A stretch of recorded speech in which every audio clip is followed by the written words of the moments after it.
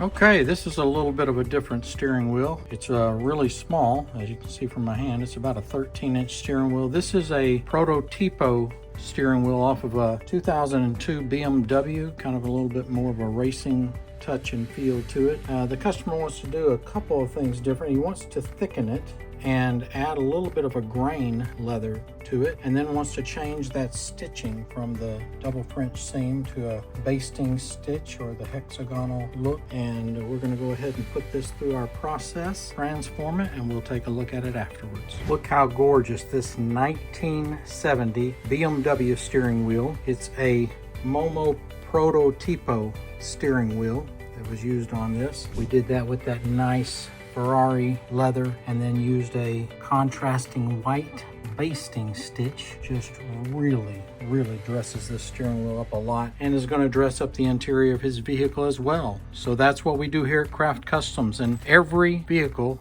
that comes in, every steering wheel that comes in, we treat it the same as if it was ours. So reach out to us at craftcustoms.com or 214-564-1170.